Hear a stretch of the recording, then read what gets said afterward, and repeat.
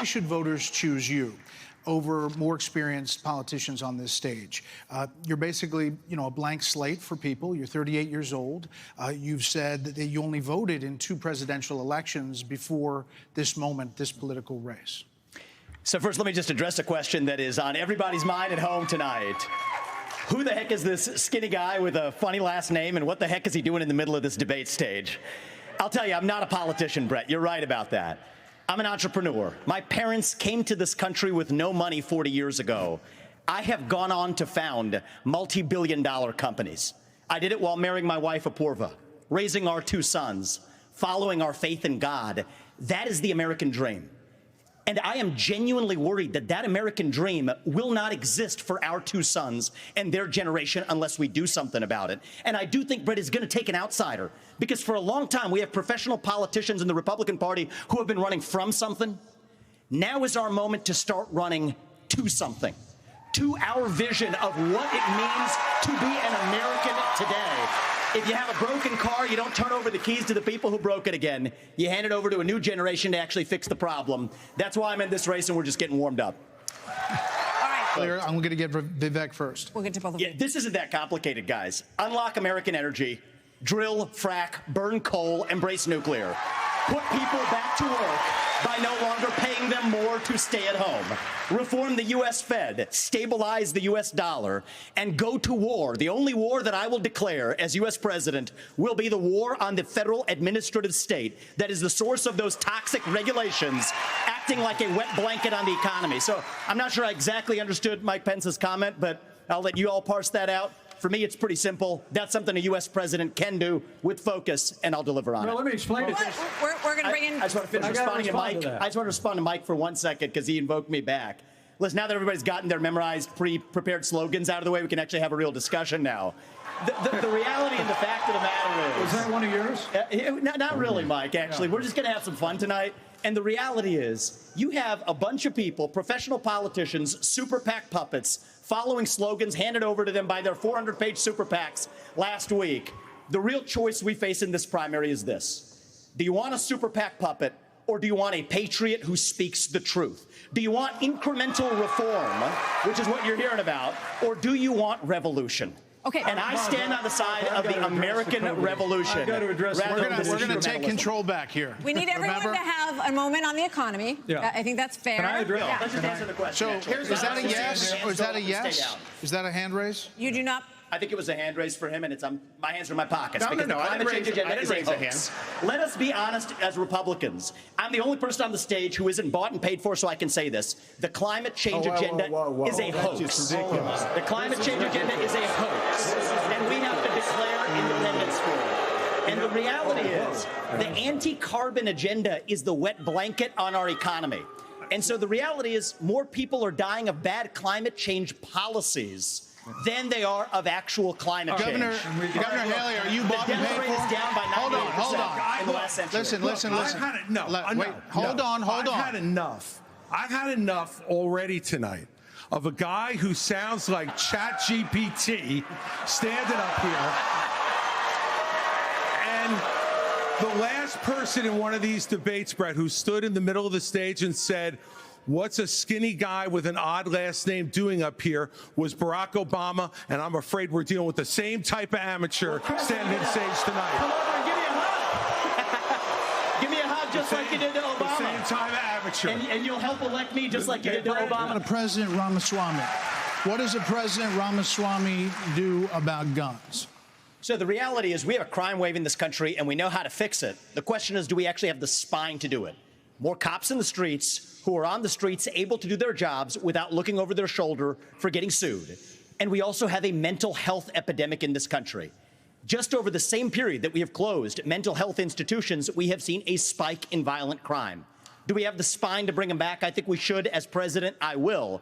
But it's not just drugging up people in those psychiatric institutions with Zoloft and Seroquel. It's a deeper issue. I think faith-based approaches can play a role here, too.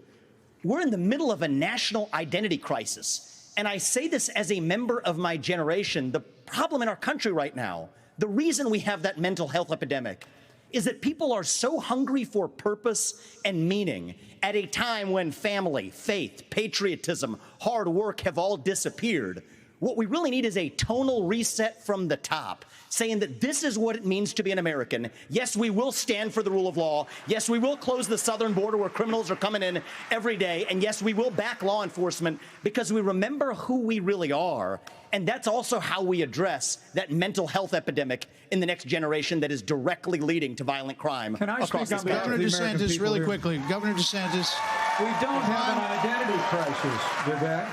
We're not looking for a new national identity. The American people are the most faith-filled, freedom-loving, idealistic, hardworking people the world has ever known. We just need government as good as our people. Well, Mike, I think the difference is you might have, some others like you may have on the stage, it's Morning in America speech. It is not Morning in America. We live in a dark moment, and we have to confront the fact that we're in an internal, sort of cold cultural civil You war. are And we have to equating the recognize American that people with the failed win. government in Washington, D.C. We just need government as good as our people again. So, Governor let me just Governor finish DeSantis, addressing I that wanna weigh slogan because I in don't know here. what that slogan means. We need to shut down the administrative state. Signed a pledge to support the eventual Republican nominee. If former President Trump is convicted in a court of law, would you still support him as your party's choice? Please raise your hand if you would.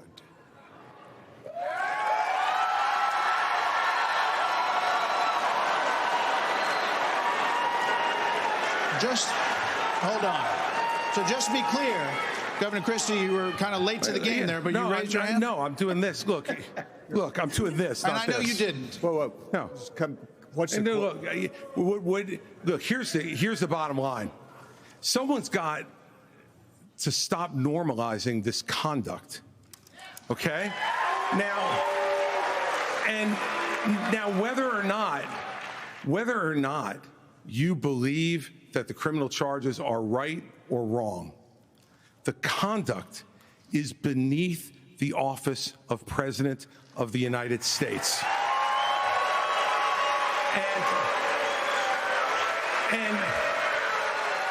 And you know, this is the great thing about this country. Booing is allowed, but it doesn't change the truth. It doesn't change the truth. Mr. Ramaswamy, you raised your hand supporting. I'd like to get in and respond. Let's just speak the truth, okay? President Trump, I believe, was the best president of the 21st century. It's a fact. And Chris Christie, honest to God, your claim that Donald Trump is motivated by vengeance and grievance would be a lot more credible if your entire campaign were not based on vengeance and grievance against one man.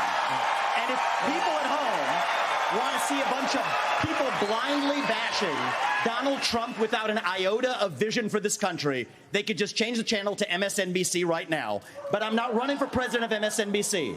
I am running for president of the United States. We're skating on thin ice, and we cannot set a precedent where the party in power uses police force to indict its political opponents. It is wrong.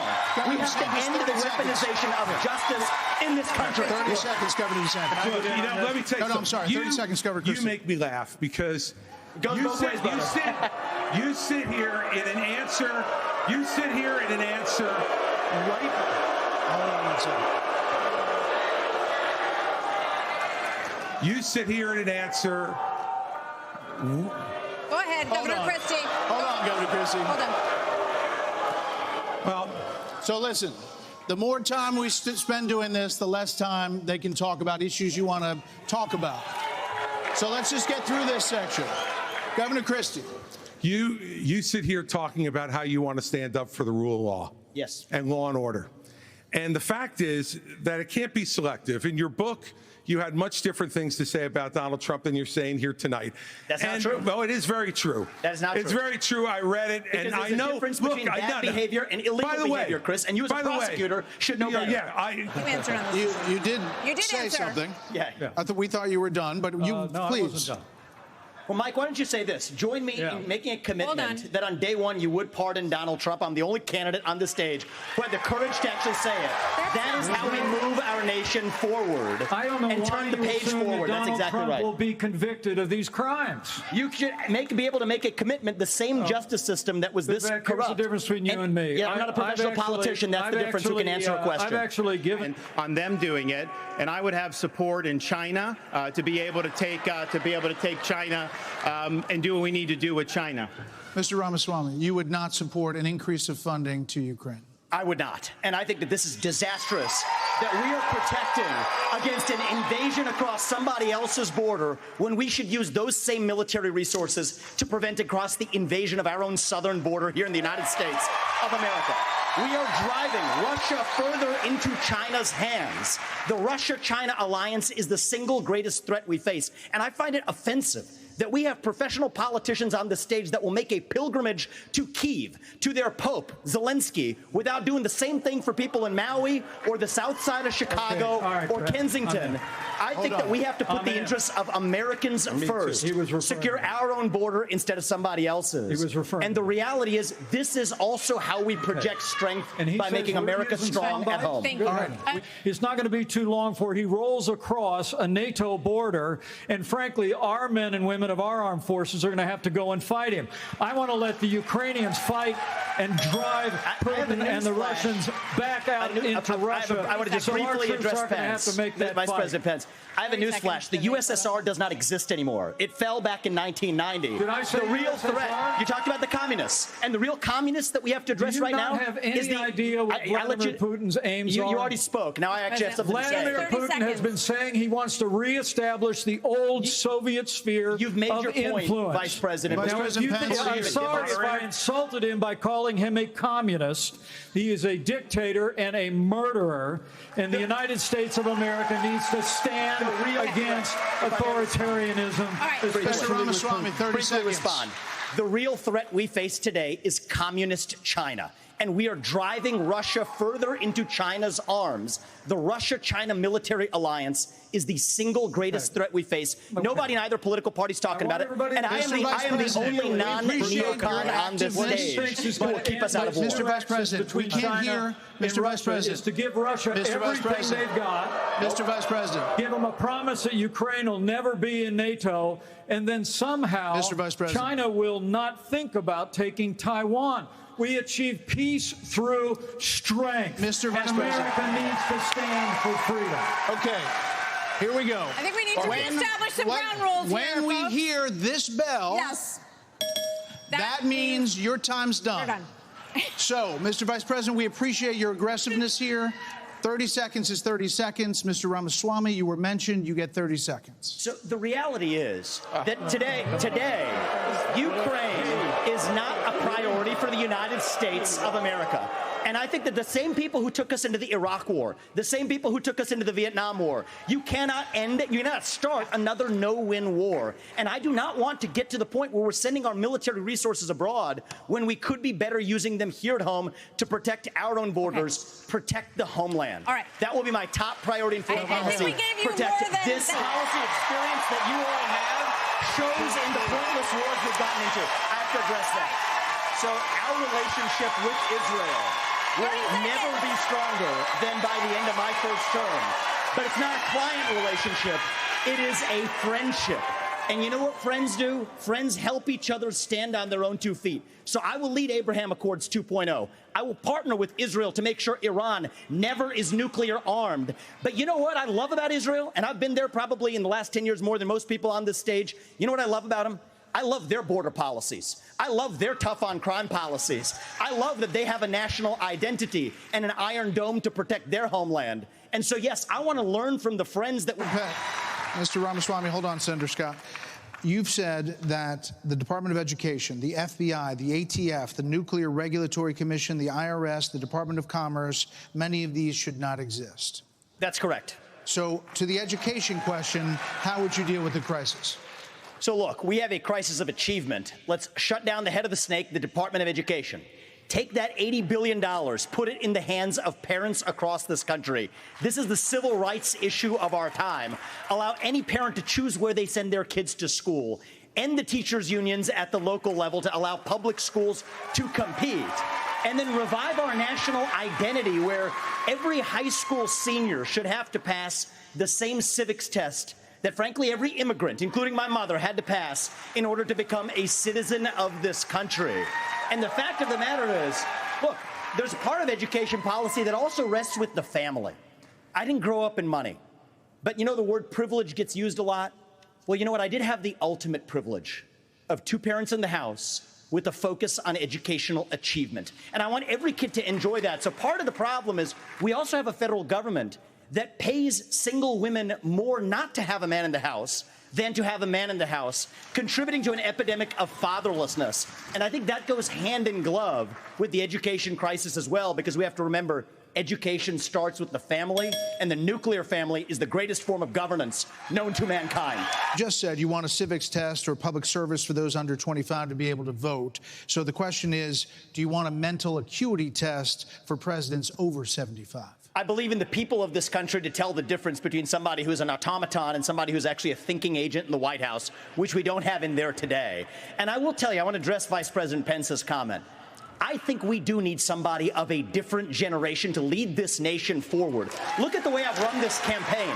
Go into the south side of Chicago, to Kensington, in the middle of Philadelphia, where traditional Republican candidates don't go. We have an opportunity to build a multi-ethnic working class majority to deliver a landslide, and I think I'm the only candidate in this race, young or old, black or white, to bring all of those voters along to deliver a Reagan 1980 revolution. We're going to do it in 2024. Same question to you. Mr. Ramaswamy. I was born in 1985, and I grew up into a generation where we were taught to celebrate our diversity and our differences so much that we forgot all of the ways we are really just the same as Americans, bound by a common set of ideals that set this nation into motion in 1776. And this is our moment to revive those common ideals. God is real. There are 2 genders. Fossil fuels are a requirement for human prosperity. Reverse racism is racism. An open border is not a border. Parents determine the education of their children. The nuclear family is the greatest form of governance known to man. Capitalism lifts us up from poverty. There are 3 branches of government, not 4. And the U.S. Constitution, it is the strongest guarantor of freedom in human history. That is what won us the American Revolution. That is what will win us the revolution of 2024. Thanks for letting me introduce myself tonight.